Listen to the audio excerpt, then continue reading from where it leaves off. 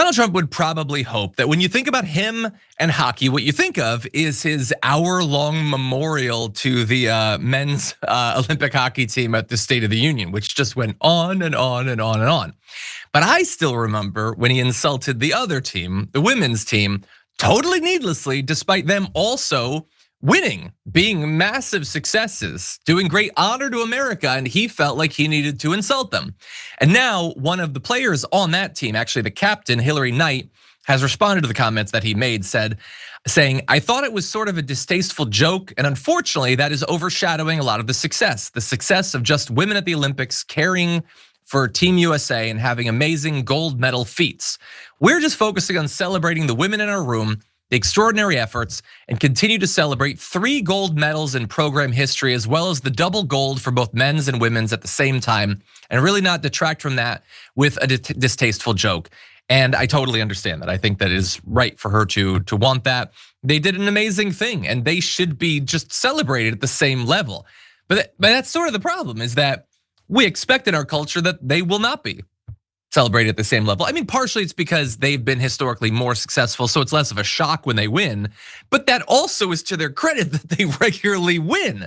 And so, like, why Donald Trump felt like he had to mock them? First of all, he probably has no idea of their win or their success in the past or anything. By the way, Knight, the woman I just talked about, she's a 5-time Olympic medalist, one of the most decorated players in women's ice hockey history. You would think he would be jazzed to try to convince her to come to the White House, probably unsuccessfully. I doubt she's interested in that. But anyway, it was such a weird moment, Jackson. I know that you're an athlete. I'm curious what you think about it and about the relationship between the men's and the women's teams. Obviously, they seem to know and really support each other. But the men, I feel like, have been kind of co-opted into this political thing in a weird way. What do you make of it?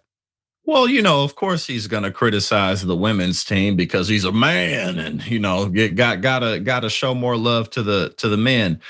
But Donald Trump is the complete antithesis of an athlete, the Bone Spurs, a man who has said things like, the human body is like a battery. So if you work out, you like kind of shorten your lifespan. So, these women are tougher and more badass than he's ever been. They're top athletes in the world, and they do things that most men, even top male athletes, could never achieve and never do. The type of dedication it takes and the muscle memory it takes for your body to do this at all. The hell that these women have put them through their entire lives to get where they're at. So obviously he's just being a loser, but also it's a disgrace to America. As you pointed out, these women are representing us greatly. And he's, turning them down. And also, I think, am I wrong? Didn't he give the male hockey team McDonald's? Yeah. He brought them into the White House and gave them McDonald's. Like what? Like what? Like McDonald's? Like this dude, Donald Trump is the trashiest billionaire ever in history. You could have these people eating steak dinners. You could have them eating anything. You don't even have to pay for it. It could be off taxpayer dollars. And then you get the McDonald's. Like these people don't eat McDonald's. You know what I'm saying? Like they don't eat this.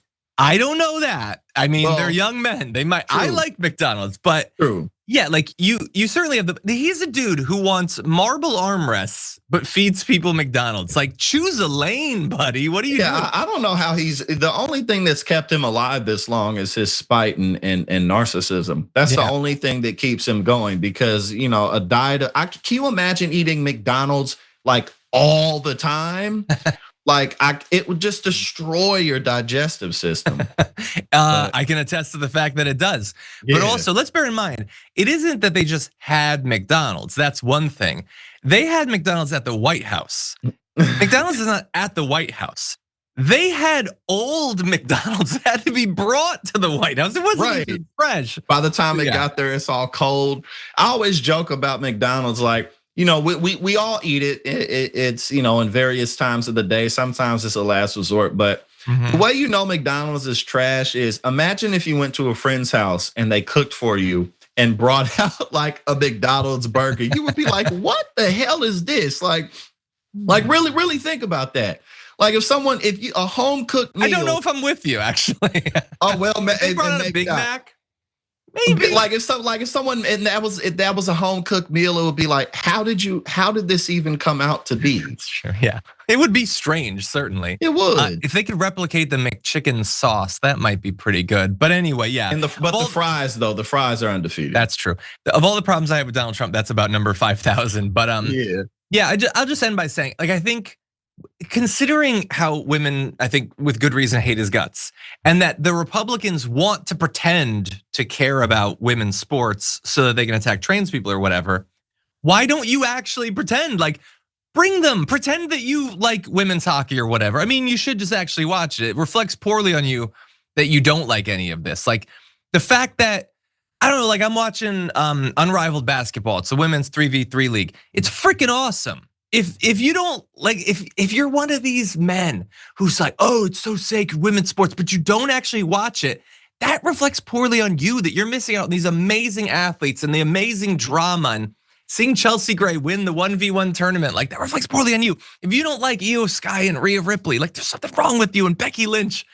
But anyway, that's who these men are. Well, and the WNBA has they've been very. I went to a WNBA game in Chicago a couple months ago, and it was great. And they haven't been around for that long.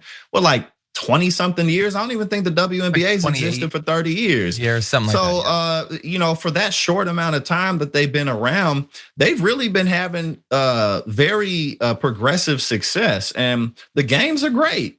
People might not be slam dunking all over the place, but other than that, the games are really competitive. And they've been seeing more and more success and turning a profit for a reason. And they occasionally dunk. Brittany Griner, Dominique Malonga have dunked. Yeah, I went to like maybe 3 Sparks games last season. They're great. They're great. Yeah, you're lucky enough to be in the city. Yeah. Anyway, I very briefly, and I know we're going over. Sorry. One of the men's athletes. This is Jeremy Swayman from the men's team. He was asked about their laughing at the joke about the women. Which, by the way, when I criticize the joke, I'm not really being critical of the men. I don't even know if they're really hearing what he's saying necessarily, and they're hyped up from their win.